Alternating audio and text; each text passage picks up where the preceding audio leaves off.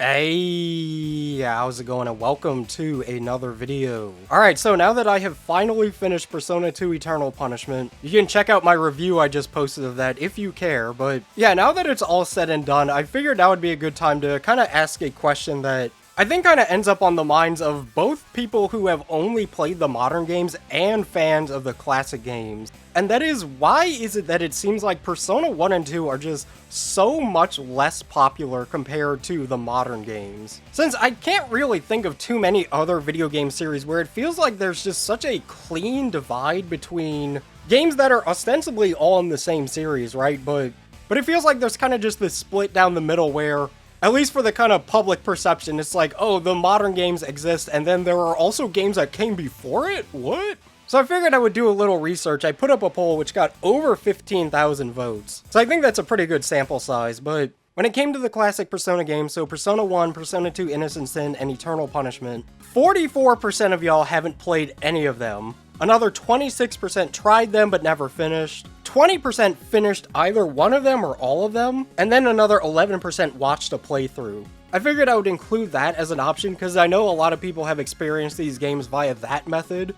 And I know these numbers seem a little discouraging, but honestly, I feel like 20% of y'all having finished at least one of them, at least to me, that seems pretty good, right? And I also asked you guys kind of what your thoughts are on Persona 1 and 2, why it is that you either haven't tried them or haven't finished them. So yeah, let's check out some of those responses. Peter Parker says, I'm one of the few who played them. While I'm not a biggest fan of the classic games from a gameplay perspective, I have a lot of respect for them laying the groundwork for modern Persona games. I really like some of the older characters like Philemon, Narlehotep, Nanjo, Brown, Kandori, Super Guido, Ikichi, Maya, and Tatsuya. Tatsuya in particular is one of the best written characters in the entire franchise.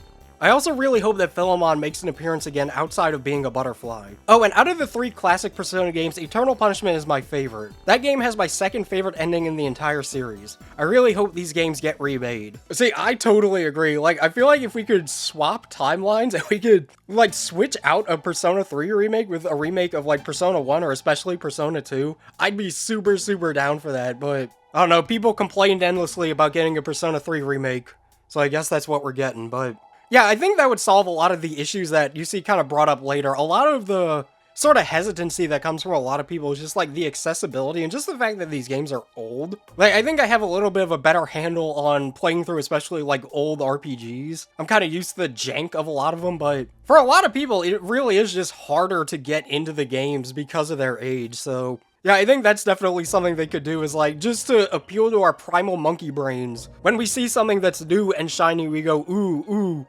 new and shiny, me wanna play, so I don't know, depending on how well Persona 3 Reload does, they'll maybe consider it, but I just feel like it's something that's not like super high on their priority list at the moment. Ultima says, I think a lot of newer fans have always been curious about the pre-Persona 3 games, but haven't played because they are largely inaccessible outside of emulating. Even then, the modern games have much more quality of life aspects and more sensible game design, so it is hard to go back to them for newer players too. Yeah, for sure, like, as much as I think that the whole, like, port begging thing gets a little obnoxious and kind of out of hand, like, people sometimes form these, like, little fucking religions out of them. It's like, don't y'all have jobs? But yeah, I for sure think that just like, you know, similar to what they did with like the modern games, just like a port of these on PC would be really, really good, and like other consoles too. Cause like it kind of sells itself at this point, right? You know, all Atlus has to do at this point, because, like, the sort of modern Persona audience is so, willing to spend money on stuff, and they've already got that kind of brand recognition, so really all they have to do is come out with an ad that's like, see where the Persona series began with the Persona Origin Collection. 3 classic games remastered and available on modern systems. $60, please. Like, I mean, come on, it sells itself, right? And yeah, like, the actual accessibility of legit copies of the game is, sort of a problem. Like, emulation is always an option, but yeah, most of these games, if you want to like buy them, they're stuck on like the PS3 or the Vita, or if you want to get real fucked up with it, you could buy like the actual physical copies on the PS1. Those will run you up a cute couple of dollars. So I think those for sure could use some porting. Gressy Nugget says, I love the original 3. Persona 3 is definitely my favorite, but the 2 duology is close behind IMO. I think they meant, and while I didn't play Persona 1, I actually really like the manga. I think they're all worth playing if you're really into the series, but I can't really blame anyone that wouldn't want to play them. Yeah, see, I often see the manga recommended, like, for Persona 1 as a good way to kind of experience Persona 1. I haven't actually finished it myself. I was actually pretty deep into it, and then just, like, other stuff came around, so at some point I might, like, restart reading it. But I think definitely if you're the kind of person who, like, you know, it's hard for you to kind of get into the older, sort of weird gameplay of that game. And, like, if you know how to read, then check out the Persona 1 manga. Like, it's the same story, arguably told better. Like, the protagonist, for example, is given a much more kind of fleshed out, like, backstory and personality. And your last sentence, it actually reminded me of a comment that I saw that I tried to track down, but I couldn't find it for the life of me. But they mentioned something along the lines of, don't feel like you need to prove yourself to any kind of, like, Persona fan purity test by playing these games, because, since, you know, to be 115% honest, a lot of the big kind of motivating factor behind why I even finished the Persona 2 games was so that I wouldn't have that, like, specter of, you claim to be a Persona fan, and yet you haven't played Persona 2 Eternal Punishment. Just, like, to not have that lingering over my head, and, yeah, it's like, legitimately, it's totally fine to just not be interested in something. Like, these are just video games at the end of the day. This isn't going to make a tangible improvement to your future if you play them, right? Like, you're not gonna be on a fucking job interview, and the manager's gonna be like, I noticed on your resume, no mention of you finishing Persona 2 Eternal Punishment. Is this a mistake, or have you actually not finished it? It's like, that's not going to happen, so yeah, don't fall into any kind of, like, peer pressure, like, online bullshit kind of stuff. These are just video games, right? Like, honestly, I feel like it might be more of a sort of healthy approach to almost thinking of yourself as being a fan of individual stuff, more so than, like, the whole series. Like, I've known a lot of people who've only played Persona 5, and it's like, it's totally fine to just be like, I'm just a fan of Persona 5, I don't really have interest in the other ones. So yeah, don't let people, like, bully you into playing something, because if anything, that might make, like, the experience worse for you, right? Because then you're almost, like, experiencing the thing under duress. Scrubber says, I have since played through 1 and 2, but I will say that I was originally hesitant to play them because they were pretty intimidating. After playing Persona 5 for the first time, it was pretty easy to go back and play 3 and 4, since you kind of know what you're getting yourself into. There's an automatic sense of familiarity. But 1 and 2 are completely different gameplay-wise, so it's kind of understandable why people are hesitant about trying them out. I normally am not of this mindset, but I will say in this case, there's no shame in watching a playthrough, since the games are not exactly accessible, and the gameplay can be pretty rough at times.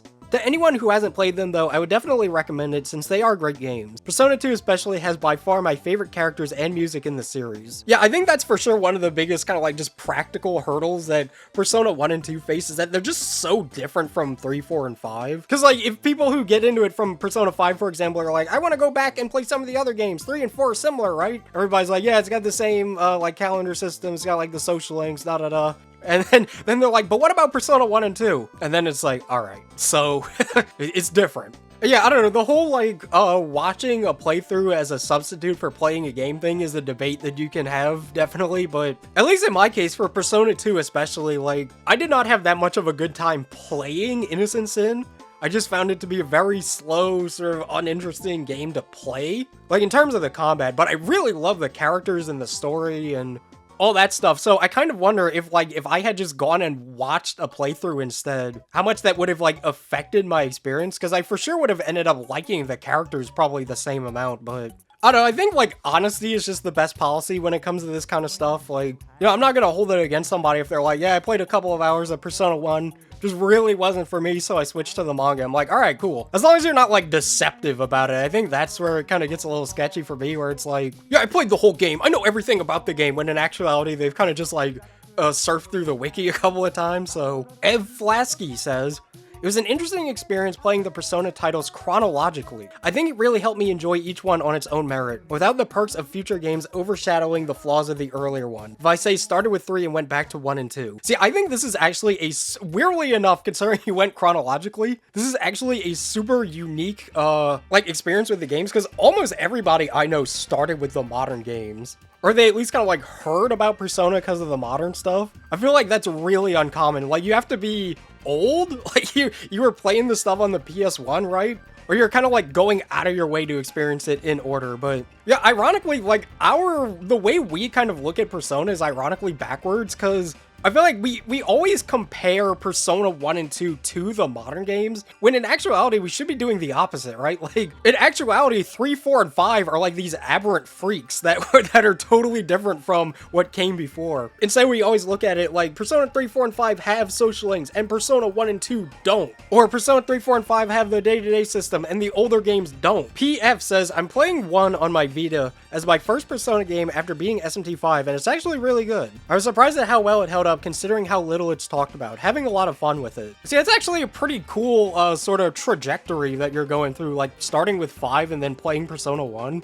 I think that's something that's kind of like cool in a way about Megami Tensei, like the whole broader franchise, is just the fact that there's so many games and they're so different that like your experience getting into the series can vary drastically from the next guy. I feel like everybody who goes through these games, they sort of get like a different picture painted of like what the series is like, I guess. Because somebody who plays like, let's say Persona 4, fucking, I don't know, Devil Survivor, and like SMT5, I guess, is gonna walk away with a totally different idea from the guy who plays SMT4, Persona 1, and like Strange Journey, for example. Hollow JGB says, I played both Persona 2 duologies. Persona 1 was just a little bit too old for me to play. Really love the fusion mechanics of the game. I thought it was really unique. I also love how your party members can summon multiple personas instead of just one. Yeah, I think that's something that's really cool about the older games, is just like the greater feeling of customization you have with your individual party. Because like in the modern games, your party members feel they're very kind of like specialized. Like, you know, Yukiko, random example, she is like your fire mage and she also heals. And there's not really a whole lot you can do to change that. Whereas in the older games, since you can equip whatever persona you want onto them, it's a lot easier to have them kind of fill whatever role you want. Like, I especially had a lot of fun in Persona 2 Eternal Punishment, kind of customizing my team and getting a good synergy going with the fusion spells. And yeah, it's a cool system. I doubt that going forward they'll like bring that back, because I feel like the characters kind of having their specific persona is sort of ingrained into the series at this point, but you never know. Zach Jansen says, I haven't played Persona 1, Innocent Sin, or Eternal Punishment, mainly because I found that it has been quite difficult to play these games legitimately compared to the other Persona games. I also live in Australia, and getting PAL copies that work on my consoles can be very, very expensive. I do, however, really want to play through these games as I adore Persona 3, 4, and 5. Yeah, like, this is definitely something that doesn't, as a dumb American, doesn't even really come to my mind, is like, what is it like getting PAL copies of these games? Like, I am for sure not the guy to ask when it comes to, non-North American and non-Asian releases of these games. Like, I know even going back to, like, 10-ish years ago, like, this was before Atlus was even owned by Sega. A lot of the Atlus games just had, like, just this miserable time coming over to Europe. Like, sometimes they would have to wait over a year. Just, like, random example, I have SMT4 pulled up here. North America got it July 16th, 2013. And then Europe got it digital only October 30th, 2014. It's like, damn, bro. Freya McVean says, after playing the modern trilogy, I went back and played 1 and 2. The 2 duology were the only games I went in fully blind to plot-wise, and I ended up really enjoying the experience. The gameplay of 1 was a bit jarring to adjust to, coming from the modern games, but it wasn't too bad. Plus, it was nice to see how 2 improved on things slightly. I'm super happy that I gave the older games a chance. The 2 duology in particular ended up becoming some of my favorites in the franchise, due to the insane plot, the amazing characters, and the very charming art. I wish the modern games kept the very expressive portrait scene in 2, but it's fine. Overall, I highly recommend trying the older games if you can. You might not enjoy them as much, or you might end up finding a new favorite. You never know unless you try. Yeah, see, like, this is something that kind of surprised me about Persona 2 Innocent Sin especially, because Persona 2 Innocent Sin is fucking crazy. Like, that game has probably the most nutso plot in the entire series. I think it especially kind of threw me off guard, because at least the sort of, like, perception that I developed of Persona 2, just hearing the way people talk about it, is that it's like, you know, it's dark, and it's serious, and modern Persona is like baby lame stuff for babies. And it's not mature, but Persona 2 is. But no, this game is insane. Like, this feels like a story that you would come up with while you're taking a shower. Just this, like, shower thought video game. You know, this is, like, kind of a sort of tangent I'm gonna go on here for a second, but I feel like there's a certain subsection of the, like, Persona 2 fanbase or whatever that suck at selling these games. Like, you know, it is so easy to tell people certain stuff about Persona 2's characters or the story, and give especially people who play the modern games just like a reason to want to play it, right? But But instead they almost do this like anti-marketing. It's really weird. It's like, instead of talking about why the older games are good and why you should try them, a lot of the time they focus more so on why the modern games are bad in comparison. And so I think that's part of why it took me so long to play these games. It's just the fact that like people gave me so few reasons to wanna play Persona 2. And yeah, it's like a lot of the stuff that's in the modern games that would be appealing to people if they go back and play some of these older games, I feel like it's just not talked about, right? Like, yeah, it doesn't have the social links or the, like, the day-to-day system, but they still have a really big emphasis on characters and character relationships and how they end up developing throughout the story, and the actual stories themselves are really good. So I think this is kind of just like general advice for anybody who's trying to sort of recommend a game or a show or whatever, is that positivity goes a very, very long way in selling something.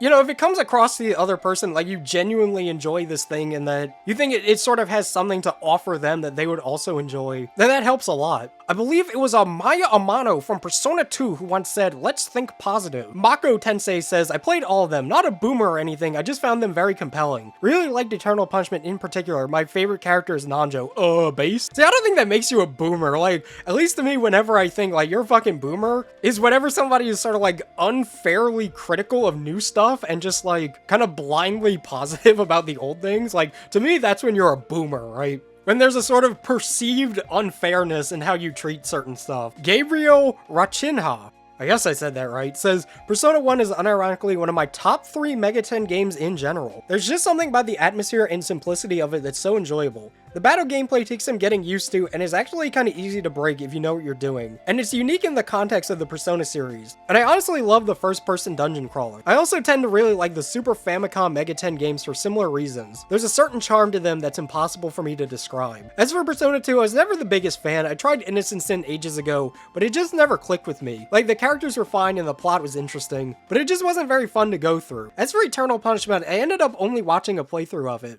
This was before the fan translation of the PSP port was completed, and thought it was just fine. I'm not sure if it was because people kept hyping up the duology as the best part of Persona, or just personal preference, but I never cared much for the Persona 2 duology. See, I think for me, like, ironically, both of the Persona 2 games, my sort of impressions of them were a little bit tainted by, like, outside influence. Because the kind of impression that I was sort of given from the way people talk about Persona 2 is that it's dark and mature and actually good. And so when I went into Persona 2 and it's fucking crazy, I was like, so that was a kind of culture shock for me. And as for Eternal Punishment, I feel like I kind of went through something similar where people always hyped up Eternal Punishment's story as being like the best in the series, and I thought it was like good. Ola from Luna says, "I have started Persona 2 Innocent Sin and I stopped at Club Zodiac. I do want to pick it up again one day, but what I find the most confusing about it is the fusion system and gathering card. It also feels like the card cost of Personas is really high and has made me not want to play it much, since fusion is my favorite part about modern Persona and SMT.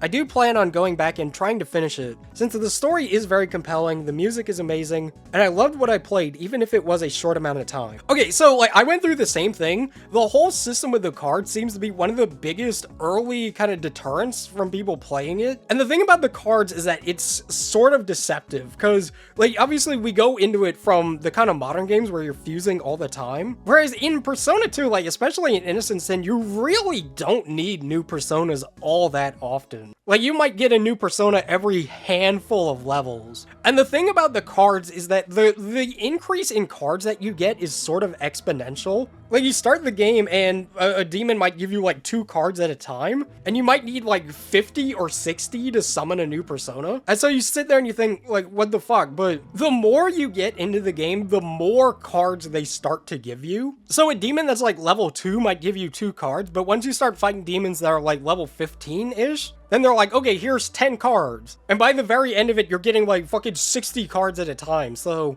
that's one very, very big piece of advice that I would give people starting Persona 2 Innocent Sin is don't freak out about the cards too bad. This is a system that's really fucked up at the start and becomes like, it makes sense the later you get into the game. It's just for whatever reason early on they decided they're gonna give you little scraps of cards and you're just gonna have to kind of rock and roll with your starting personas for a little bit. Soulrag Dude says, "Having gotten into the series with Persona 5 Royal and making my way backwards, P2 is next on the list. I just gotta know, you know, how to actually play it. Out of curiosity, would you guys recommend the PS1 or the PSP release?" So I can't really speak on Persona 2 Innocent Sin because I only played the PSP version.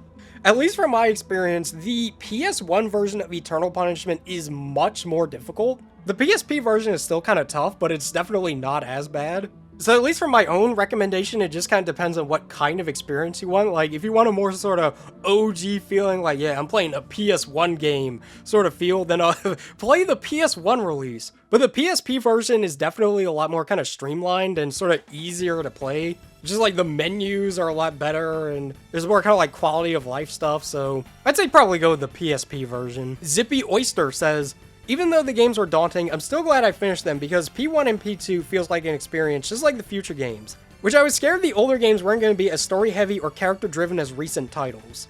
Oh yeah, for sure. Like, I think this is something that like Persona 1 and 2 have sadly kind of ended up with for a lot of the modern players, is they sort of have this reputation of like being kind of more so like some of the other games, like especially the SMT series, where it's not really about the story or the characters. These are dungeon crawlers, man. But no, that's definitely not the case. Like, these games are very, very story and character focused. So any character enjoyers will probably like them. I'm gonna be 100. I don't know how to say this name. Anecdotin says, the games, the atmosphere, and the story overall is so insanely good. And even though the gameplay's clunky, even that can be given a pass considering the game's age. But holy, even for 90s JRPG games, the random encounter is so out of this world in those games. At some point when exploring, every wrong step brings dread with it, as you consistently think, oh no, I'll probably have to fight just to make that one step back. It ain't like JRPGs weren't infamous for that in the 90s. But those games made even Final Fantasy IV look casual as far as random encounters go. Oh yeah, like, dude, Persona 1 especially is fucking gruesome about the random encounters. That's why I feel like, especially when it comes to a lot of these older games, if you're emulating it, like, just using the fast forward feature is, like, fine, because it's not like you're making the game easier on yourself, you're just making it less tedious. It's like, all you're doing is saving yourself some time, so I think that's worth considering if you're gonna, like, emulate these games, is just have the fast forward button set to something. That way you don't have to sit through the, like, whenever you get into an encounter, the boop, like, the transition. Nara says, I have never watched a complete playthrough of the games, but I do know the general story of them. Without spoiling anything, I enjoy the story of P2 duology quite a bit. That isn't to say that P1 doesn't have some of its own charms.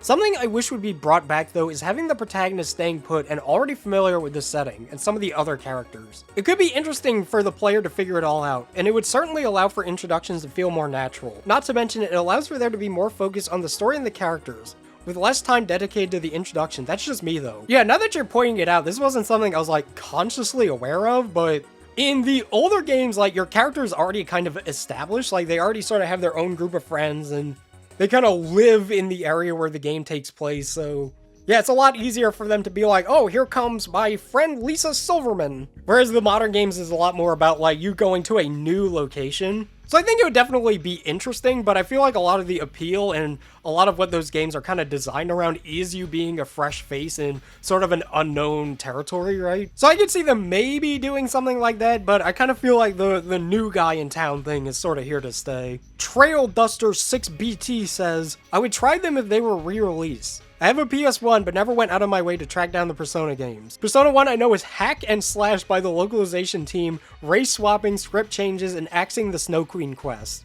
Oh, and we didn't get Innocent Sin at all until the PSP. I'd like to give them a shot one day, but Atlus really should put out a collection of them. Yeah, if they did end up doing a collection, it would most likely be all the PSP versions. The only, like, sort of hurdle in that is obviously Eternal Punishment. Because Eternal Punishment, the PSP version, never got, like, an official localization, so I don't know how they would, like, want to go about them, because most of the game was, like, sort of already translated. Admittedly, this was back in the fuck-ass, like, I mean, technically, Eternal Punishment came out in the year 2000, but, you know, all that translation work was done, like, close to the 90s, so that was quite a long time ago. So that would be good if it's like, okay, here's our collection. They're all the PSP ports. They're all in English. We made them look nice, whatever. Give us our money. All right, and our final comment here from Kiflam Dolphin, who says, personal preference, I guess. Wildcard, social links, and the combo of supernatural and social sim makes the modern stuff more appealing to me. However, I did see a lore video on them, and from what I saw, the stories sound amazing. Yeah, that's totally fine. Like, when it comes to the modern games, there's a lot of stuff about those that people sort of just inherently like that are not in, you know, like the older games.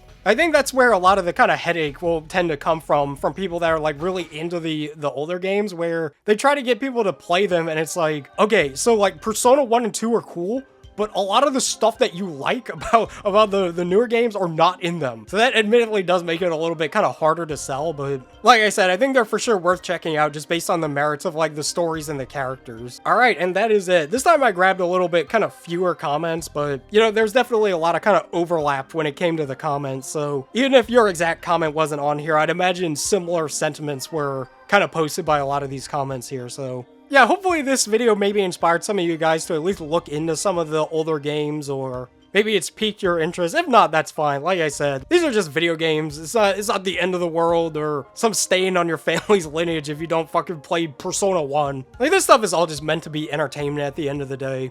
You know, if you play them, cool. If not, that's probably better, because it means you're, like, living a life.